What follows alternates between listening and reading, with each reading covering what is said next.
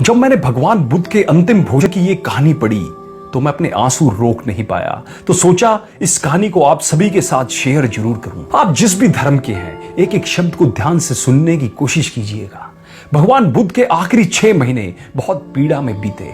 पीड़ा में उनकी तरफ से जिन्होंने देखा, भगवान बुद्ध की तरफ से कोई पीड़ा नहीं। भगवान बुद्ध एक गांव में ठहरे थे और उस गांव के एक क्षुद्र व्यक्ति ने, एक गरीब आदमी ने भगवान बुद्ध को निमंत्रण दिया कि प्रभु मेरे घर भोजन करो। भगवान बुद्ध ने उसका निमंत्रण स्वीकार कर लिया। सुबह सुबह जल्दी आ गया था। वह जानता था उसका नंबर बाद में तो नहीं आ पाएगा, इससे पहले और लोग निमंत्रण ना दे दे, इसलिए वह सुबह सुबह उठ भगवान की गंध कुटी के सामने आ बैठा। उसकी बड़ी तमन्ना थी कि जीवन में एक बार भगवान बुद्ध उसके यहां भी भोजन ग्रहण करे। वह निमंत्रण दे ही रहा था कि इतनी देर में गांव के धनपति ने आकर भगवान को कहा कि आज का भोजन निमंत्रण मेरे ग्रहण करें। भगवान बुद्ध ने कहा, धनपति आज का तो निमंत्रण आ चुका है। इस प्रेमी ने आज अपने घर बुलाया है। उस अमीर ने उस आदमी की तरफ देखा और कहा, इसका निमंत्रण? शायद इसके पास तो अपने खाने के लिए भी कुछ नहीं होगा। इसको तो कई बार खुद भी भोजन के लिए तरसना पड़ता है। तब उसने उसकी तरफ देखकर कहा, उससे पूछा, क्या मैं कुछ गलत कह रहा हूं? उस व्यक्ति ने गर्दन हिलाकर हामी भर दी। इसके पास कुछ तो खिलाने के लिए होगा, तभी तो यह इतनी दूर से मुझे निमंत्रण देने के लिए आया है। इसके पास जो भी होगा इसके यहीं पर खाऊंगा। अब निमंत्रण तो इसी का स्वीकार कर चुका हूं और इसी के घर भोजन करूंगा।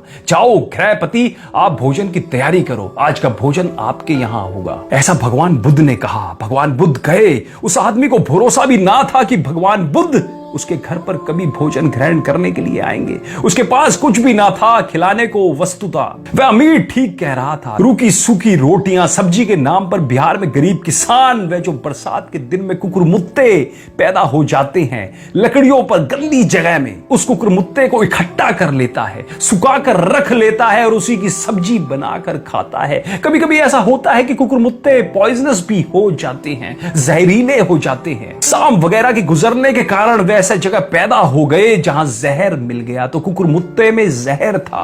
भगवान बुद्ध के लिए उसने कुकुरमुत्ते की सब्जी बनाई। वे एकदम कड़वे जहर थे, मुंह में रखना मुश्किल था, लेकिन उसके पास एक ही सब्जी थी। तो भगवान बुद्ध ने यह सोचकर कि अगर मैं कहूं कि यह सब्जी कड़वी है तो यह कठिनाई में पड़ेगा, उसके पास कोई दूसरी सब्जी नहीं है, वह उस जहरीली सब्जी को खा गए। उसको मुंह में भी रखना कठिन था। पूरी सब्जी को मांगकर कि बहुत सुस्वाद बनी है कह कहकर खा गए, ताकि इसके बाद में भी पता ना चले कि यह जहरीली सब्जी थी। खूब आनंद लेकर खाते रहे। जैसे ही भगवान बुद्ध वहां से निकले, उस आदमी ने जब सब्जी को चखा तो वह हैरान हो गया। ये क्या?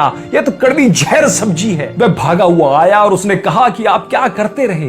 वह तो जहर है। वह छाती पीट कर रोने लगा, लेकिन भगवान बुद्ध ने कहा, तू जरा भी चिंता मत कर, क्योंकि जहर मेरा अब कुछ भी नहीं बिगाड़ सकेगा, क्योंकि मैं उसे जानता हूं जो अमृत है। तू जरा भी चिंता मत कर, घर जा। लेकिन फिर भी उस आदमी की चिंता तो हम समझ सकते हैं कि उससे अनजाने में क्या हो गया। उसे अंदरूनी तौर पर कितनी गिलानी, पीड़ा, पश्चाताप हो रहा होगा कि उसने ये क्या कर दिया। पर उस आदमी को भगवान बुद्ध ने कहा, तू धन्य भागी है, तुझे पता नहीं तू खुश हो, तू सौभाग्यशाली है, क्योंकि कभी हजारों वर्षों में बुद्ध जैसा व्यक्ति पैदा होता है। 2 ही व्यक्तियों को उसका सौभाग्य मिलता है। पहला भोजन कराने का अवसर उसकी मां को मिलता है और अंतिम भोजन कराने का अवसर तुझे मिला है। तू सौभाग्यशाली है, तू आनंदित हो पगले। ऐसा फिर सैकड़ों हजारों वर्षों में कभी कोई बुद्ध पैदा होगा और उसे ऐसा अवसर फिर किसी को मिलेगा। उस आदमी को किसी तरह समझा बुझाकर लौटा दिया। बुद्ध के शिष्यों ने जीवन वैद्य को बुलाकर जब पता कराया कि भगवान की तबीयत क्यों खराब रहती है,